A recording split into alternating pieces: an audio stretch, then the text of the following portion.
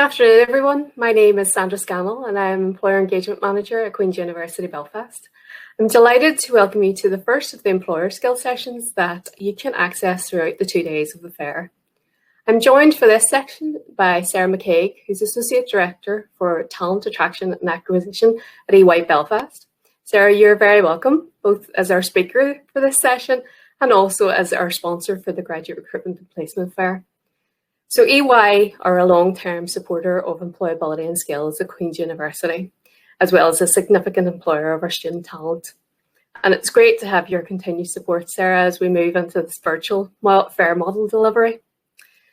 Employers are increasingly changing the way in which they recruit, and even before the impact of the pandemic, EY were one of the front runners in recognising the importance of skills in the recruitment process. So in this session, we will explore EY's strengths-based recruitment model. Sarah, could I ask you firstly to tell us a bit more about EY and introduce us to the concept of strength-based assessment and how it differs from the traditional process for recruitment? Thank you, Sandra, and good afternoon to everyone. Can I firstly thank Queen's for the opportunity to sponsor the fairs, albeit that they're virtual this year and not face-to-face, and we do miss that interaction with students, but it's great to have this platform to share a little bit about EY, but also about our recruitment processes.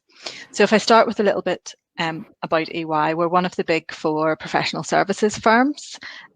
We have about 550 staff in Belfast at present and 18,000 staff in 21 offices across the UK. We're traditionally known for bringing staff in to do their chartered accountancy exams, be that in our audit business or our tax business, but we also have a large consulting business in Belfast, and we bring in students now down different routes, so through data analytics, project management, contract and procurement management. So there's a wide range of opportunities for students at all levels within EY. We are a global organisation. We're in 150 countries worldwide. So the opportunities for students to move and travel and gain that vast exposure in their career is there, right on their doorstep in Belfast. So if we move on to the strengths-based recruitment that we use in EY, as you mentioned, we've stepped away from kind of traditional routes. We did this about 10 years ago. And we work with an organisation called the Centre for Applied Positive Psychology. And they have helped us develop this strengths-based recruitment process to assess potential in students. So that's the main difference of strengths-based recruitment. We're not looking for the students to have had work experience or experience in a range of things. We're looking for the potential they have to become leaders in our business and to be successful in our business. We review our process every couple of years. We review the strengths that we use and the frameworks to make sure that they align to the people who are performing the highest in our business. And then that helps us assess that potential in those students coming in. So if we think about what other employers may use, they typically use a competency-based approach.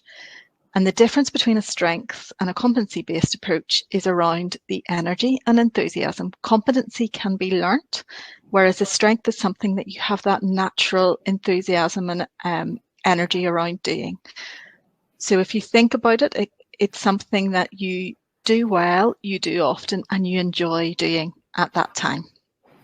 We use that across all of our student recruitment, right from the online assessment, the assessment centre that they'll come into, and also in the final interview. The majority of the strengths are core strengths for EY, so we use them across all of our programmes that we operate. But when you get to that final interview, we'll have more focused strengths for the area that you have applied for as well. That's great. It's actually, in thinking of from the student's perspective, it's if you have an enthusiasm about what you're talking about, you always come across slightly more kind of like confident and better at what you're trying to get, across to an employer. So it is a nice way of actually that job process, and can be quite daunting and under the traditional competency based.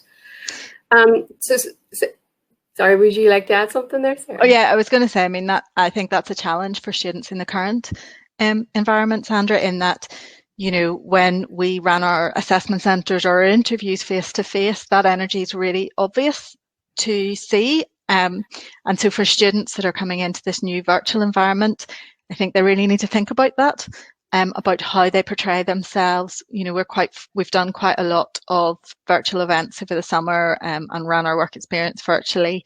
And when we're on the assessment centres with our students, we're always asking them to come on camera and to think about, you know, interacting and engaging and asking questions, even if it's in the chat, rather than if they're not confident to speak out or they don't want to interrupt anybody, but they've got a burning question. So we're really looking for other ways of watching for that energy, but it's really a challenge for the students to think, I'm not in that room now, so I've got to get across how enthusiastic, how energized I am by this opportunity. Absolutely, that's actually a really good tip, Tristan, and kind of as we move into more and more of this digital activity, for the students listening in. So Sarah, if we could take a look then at the strengths that EY recruit against, and could you kind of elaborate on how a candidate could effectively demonstrate these to you? Yeah, so these are a number of the core strengths that we would look at across all of our services, our service lines in EY. And like I said, we're not looking for students to have had reams and reams of work experience. We're not looking for them to have done an internship with ourselves or another accountancy firm. What we're looking for, and particularly they'll come across that in our EY Experience Day, our assessment centre, is that we'll give them a situation or a task, and we'll ask them how they would approach that, how they feel about that. We may give them a number of tasks and ask them to choose their preferred 5, or we may give them a group activity and ask them to evaluate how they've done in that activity and what they would do differently next time. So it's not that we're asking them to go off and come to us with all of this experience of all of these strengths, but just to have them in their mind while they're going through our process and think about, how would I deal with this situation, or how would I manage this situation? What would I rely on to do that? So for example, if we look at the strength curious, we're looking for people who are always challenging, who are questioning why they're doing something. They're looking for new ways of doing it. They want to understand how something works, or what's behind something, or what's making changing figures in a business, or driving a change in analytics that they see. So it's that curious, finding out what's next, what's coming, why something's happening, and that reason behind it. I think a big one, or a big 2, I should say, actually for now, adaptable and resilience. That's been huge for the students that we've onboarded in the last 6 months, but equally for the students that are coming towards their last year in university or starting university in a different way than they had ever envisaged themselves. So how can they make the most of the circumstances that they're in right at the moment? And things are frequently changing for us all. So there needs to be a level of resilience there, that they can manage that change process, that they don't get change fatigue, that they can, you know, have coping mechanisms for stress management, that they know when they're stressed and how to deal with that, and whether they need to go and get half an hour's exercise in, or whether they need to go and do some mindfulness or some yoga or something, just to take themselves out of that stressful position and come back fresh at it, and to keep going when the times are challenging or difficult. The number savvy one, we always kind of fear putting up, because it reinforces that stereotype of accountants there. We're not looking for, you know, somebody who has done further maths, additional maths, A-level maths. That's not necessarily what we're looking for. We're subject agnostic, but we are a numbers business, and whether that be in data analytics or whether it be in our audit business, you will be given large volumes of data, sometimes numerical, and you will need to be comfortable working with that and looking for patterns, or understanding patterns, or understanding the numbers in the business as well. So people have to have a level of comfort around that, and understanding what drives business, or what drives our customers' businesses as well. The team player one, we will assess on our EY Experience Day in our new virtual group exercise. This is one of the things that we've put in for this season. We didn't have it in when last year when we moved to our virtual assessment centres, and it was really missing. It was really hard for us to assess that strength in individuals over the last 6 months. So I'm really glad to see that it's back in, because it was one of my favourite activities when we did them face to face, because it's a really good way of seeing everybody's energy levels in the room and seeing how they interact in a group. Because all of our business, across our business, you'll work in teams, and those teams can be very small teams right up to very large teams. So you really need to have an understanding of how you integrate into a team, what roles you tend to take on, what your strengths are. So you don't need to be the leader of that group. Quite often you just need to be the person who focuses the group, or who remembers to bring the group back to a certain point, or builds on somebody else's idea. So again, in the group exercise, we're not looking for the person who talks the most or who talks the loudest. We're looking for the person who brings the most value to the group. And whether that's bringing in people who are quiet or in the group, or, like I say, bringing the group back to the task in hand and making sure that they finish it. You know, everybody has a slightly different role that they will take on in the group. And often we need as well those people who start the group off and get them going and get them kind of focused on the task as well. So I don't want to necessarily go through every one of them, Sandra, if because I'm conscious you have some other questions as well. Yeah, just picking up on your group dynamic there. It's quite often when people are put into scenarios where they're working in groups, they think that they have to perform and they have to be louder than everyone else and they have to stand out. Whereas what you've described catches all types of kind of personalities and strengths as well. So yeah. Again, refreshing to see. The next question, Sarah, would be what advice could you give to students preparing for either the strengths-based assessment in the initial stages, or bringing it on then into the interview when it becomes a wee bit more focused? So like I said at the beginning, I gave out a few tips around, making sure your technology works, making sure you're comfortable to come on camera. Look, I know that everybody isn't as fortunate as maybe myself, although I am sitting today in my kitchen because I didn't want the picture of Brian Driscoll behind me that's been behind me for the last 6 months on this. I think a lot of people would like that, actually. I thought I'd have a change today. But, we are conscious that for a lot of students, they're either in shared accommodation or maybe at home with their parents, or, they don't have a home office set up. They're maybe hovering on the corner of their bed in their bedroom. We're absolutely not interested in your wallpaper or your mum and dad's choice of decoration or, your flatmate's dirty dishes in the background. There are technologies that you obviously can use.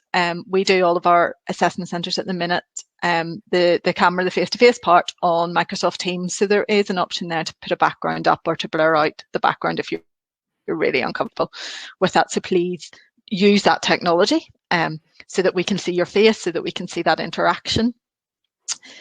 It is very different, a virtual to a face-to-face, because that rapport takes a bit longer to build up, particularly on the one-to-one exercises, either in the assessment centre or with the interviewer. But our interviewers and our assessors are all very well prepped to come on camera. We're doing it a lot in our business at the minute. We've switched overnight and they're very used to being on camera, and they too will have backgrounds on. Now, I do ask them not to put the beach background on because I don't think that's necessarily the most appropriate. The beach to do what?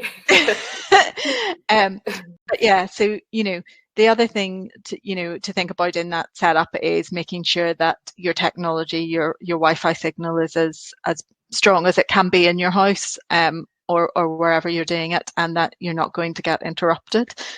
Says she, who's hoping her cat doesn't walk into this at the minute. She's not sure where he is. So, things like that, make sure that you do all that prep stuff that you mightn't have had to do when you were coming into our office, but you kind of think about that in advance. And I suppose that takes the place of actually finding out where our office is and where you're supposed to be on a certain day. And then for identifying their strengths, and particularly when you're coming towards the final interview stage and you're thinking about the job that you're going into, quite often it's difficult to identify your own strengths. But if you think about, we'll go back to what I said at the beginning about strengths, is that energy level. So something you do well, you do often, and you enjoy doing, or you feel fulfilled when you do it. So it might not be the first thing on your to-do list, because this might be the thing that you know, I can do that in 5 minutes, and I'll knock that off in 5 minutes. I just have to get this thing that I hate doing done first. So it could be the thing that you treat yourself to, or depending on your personality, it could be the thing you do first because you know you can do it in 5 minutes. It'll be the thing that your friends always ask you to do. It'll be the role you always find yourself in any club or society. So if you're really good with numbers, you'll find yourself as the treasurer, or you're really good at organizing, or you're really analytical. People bring you their problems and say, I don't know why this isn't working, or I've done this and I can't get the right answer. If you're that person, then they can help you identify those skills that you have. It'll be the thing that your friends say that you never shut up about. As well, or the thing that you can talk about for ages. And again, in our final interview, we're not looking for you to come with all that experience, as I said.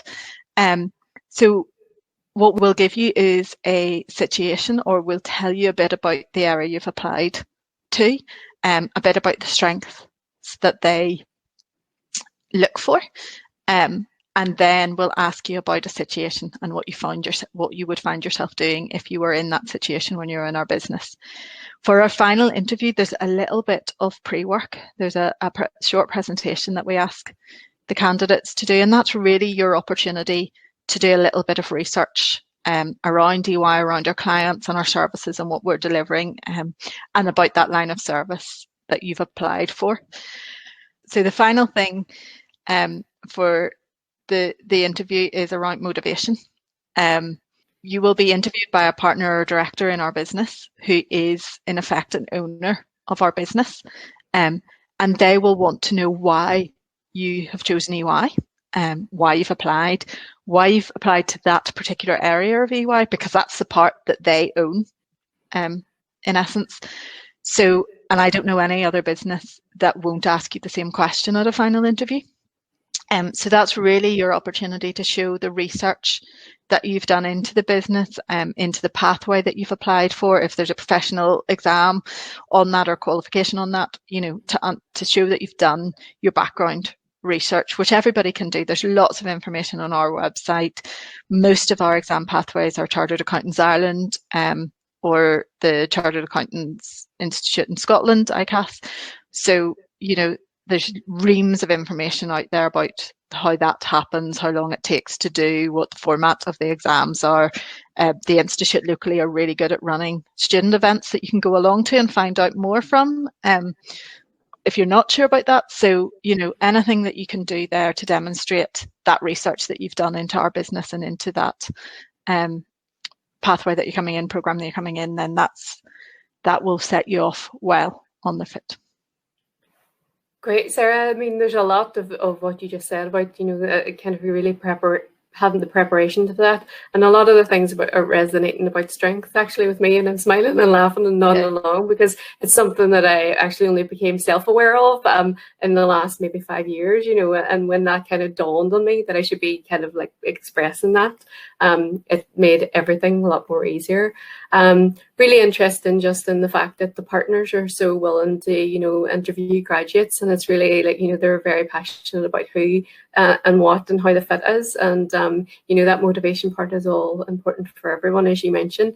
There's usually an opportunity at the end for a candidate to ask questions. What's a good question to ask at the end, and should you always actually ask a question, Sarah? I personally think you should always ask a question at the end of an interview. You should have, by that stage, even if it is virtual, you should have built up a bit of a rapport with the interviewer. So, there are some questions I would absolutely tell you to avoid.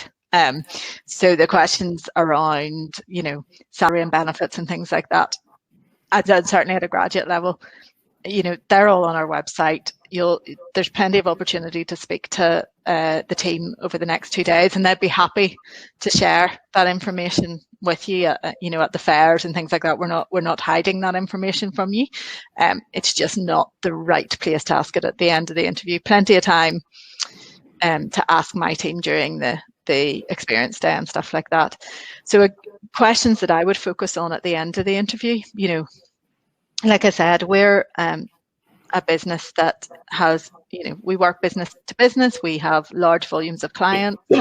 Our partners and directors have typically been in the business for a number of years, or they've had a really interesting career path up to that point, you know, and it takes a lot of work to be a partner in our business.